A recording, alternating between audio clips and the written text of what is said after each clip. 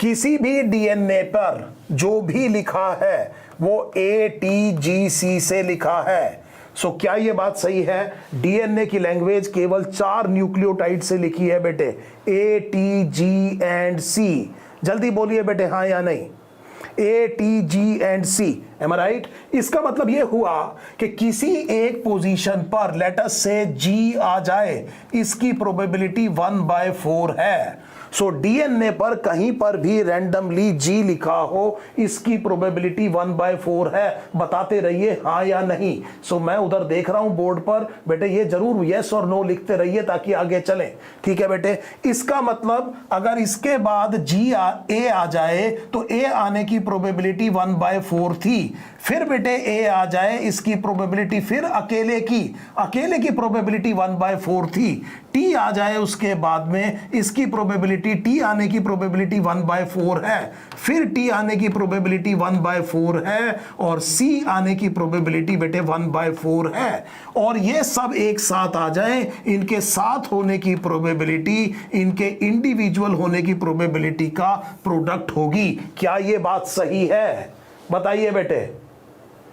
सो हम ये कह रहे हैं कि GAATTC किसी भी डीएनए पर आ जाए, इसकी प्रोबेबिलिटी बेटे इतनी है। और ये नंबर आपने किसी ने बहुत बढ़िया लिख दिया 1/4096। I hope you have calculated it correct. So मैं बेटे मैथ्स में कमजोर हूं, आपकी फिगर लेके चल रहा हूं। सो इन्होंने कहा कि 1 in 4096, इसका मतलब करीब करीब बेटे 8 साढ़े 8 हजार बेसिस में और बेस पेयर में करीब बेटे 2 बार ये रेस्ट्रिक्शन एंडोन्यूक्लियस की साइट आ जाएगी। सो अगर आप ये समझिए कि आप किसी भी डबल स्ट्रैंडेड डीएनए को उठाएं जिसमें लेटर से 10,000 बेस पेयर हैं, सो इस वाले सीक्वेंस की प्रोबेबिलिटी बेटे 4096 में एक बार आने की है। सो इतने ही 10,000 बेस पेयर वाले डीएनए में 2 साइट मिल जाएंगी इस रेस्ट्रिक्शन एंडोन्यूक्लियस की। क्या यह बात सही है? बताइए बेटे हाँ या नहीं। यस,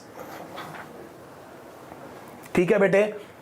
अब इसका मतलब यह हुआ कि ई कोलाई जो खुद बनाता है बेटे इको R1, उसका जो डीएनए है वो न्यूक्लियोइड एक जगह पर पड़ा हुआ है, डबल स्ट्रैंडेड है, ATGC से ही लिखा है। तो ये तय है कि उसके अपने डीएनए पर अपने ही रेस्ट्रिक्शन एंडोन्यूक्लियस की हंड्रेड्स ऑफ रिकॉग्निशन सीक्वेंस होगी। सो क्योंकि ये मिलियंस ऑफ बेस पेयर से लिखा है बेटे, हम तो ये कह रहे हैं कि 10,000 में 2 बार आ जाएगी। ये तो मिलियंस ऑफ बेस पेयर हैं बेटे, किसमें? ई कोलाई के डीएनए में, डबल स्ट्रैंडेड डीएनए में, इसलिए उसमें हजारों क्या होंगी बेटे? शाबाश, अपने ही रेस्ट्रिक्शन एंडोन्यूक्लियस की रिकॉग्निशन सीक्वेंस है। ये तय है कि ये होंगी ही। सो यहां से एक बहुत इंपॉर्टेंट क्वेश्चन उठता है जिसका आंसर आपको शायद आता भी है, आप बताने के लिए उत्सुक भी हैं कि अपने खुद के डीएनए को ये कैसे बचा लेता है। So how does E coli, let us से फॉर एग्जांपल हम इको R1 की बात कर रहे हैं, protects its own DNA from the action of its own restriction endonuclease enzyme.